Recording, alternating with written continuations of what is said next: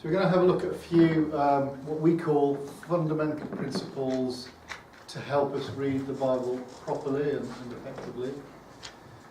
And one of those is to try and build our lives around reading God's Word, so that we have, if you like, a daily influence of those things which are from God, those things which are divine, those things which are eternal and spiritual. And that can help us broadly with how we live and how we interact with other people, to have this constant, if you like, drip feed supply of God's Word. So what we try to do is use, and this is covered in the back of your workbooks, this actual programme. What we try and do is read the Old Testament, which is, larger, about 2/3 of the Bible, once a year on a daily basis, and the New Testament twice a year on a daily basis. So you can see here, January the 1st, we start logically at the beginning with Genesis chapter 1, and then we read chapter 1 and 2. The second reading of the day starts in the Psalms, which is about another third forward of Genesis. So Psalms 1 and 2, and also the New Testament reading then, the third portion, is Matthew chapter 1 and 2. And it's amazing how often these, the way it's been devised and designed by a very wise person a long time ago, how often these passages of the Bible connect. Peter mentioned echoes again in themes, and they are definitely starting on January the 1st.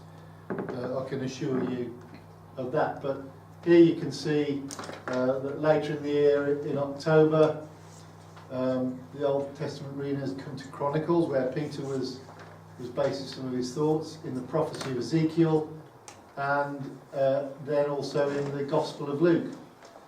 So it's a really useful guide. Not everybody,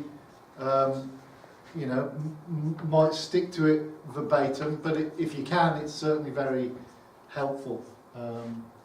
Sometimes, we all have busy lives, and I guess sometimes we can miss, but there's always, the opportunity to catch up in that situation. So it's that steady, consistent diet of God's Word, and the aspect of preparing how you read the Bible is also important. Allow sufficient time to read properly. Those three portions might take 20 minutes or possibly 25 if there's a couple of long chapters. So you need to plan when you're going to do that. Whether you do it all in one go, or whether you do one in the morning, one in the afternoon, one in the evening, depending on your circumstances and time pressures. You want to select a good translation. We've done the work for this seminar on the authorised version. The concordances tend to be, based on that. It's a very accurate, one of the most accurate translations of the Bible. There are one or two errors in there, but by and large it's a good. But some people prefer more modern language than the authorised version, which are obviously printed in the 1600s. And so there are more modern translations, and if that helps you understand more effectively the message, then that's appropriate. Sometimes it's useful to have an authorised version next to, the New International Version, for argument's sake, and to see the differences there. Some Bibles are actually printed up like that, and my wife Donna, she's got the authorised version and the international version next to each other. So it's quite good for getting Bible study and comparing. Be comfortable when you do it. Don't sit on a hard floor. So if you can, if the opportunity is appropriate, read aloud. It is the most effective way of taking in the information. Our minds are full of other things sometimes when we're reading, and we can scan read because our minds can be on other things. But if you're actually reading it out aloud to yourself or to somebody else, ideally, then that's more appropriate for getting the full message, really. So one of the things to look out for are those echoes, and sometimes have a notepad next to you, rather than writing on the Bible itself. Write on a notepad if something is confusing you, or it's reminding you of something else and you want to look at that later.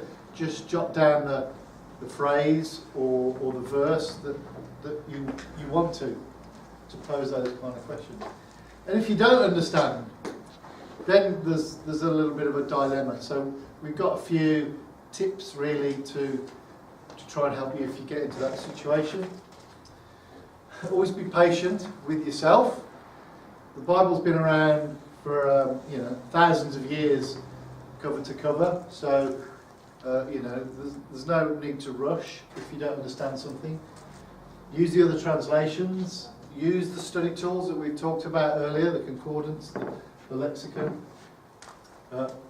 Sometimes praying can help, and guidance can come from the Lord.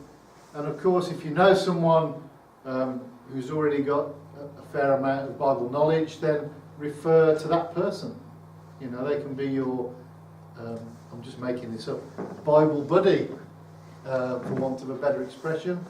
And when you come to a phrase or a verse or a chapter that's perplexing, and if you've not read the Bible before, you will, because there's a lot of, in some chapters, particularly in Revelation, in Daniel, that we looked at before, symbolic language. So it's saying one thing, but it means another. So, we all need help and guidance.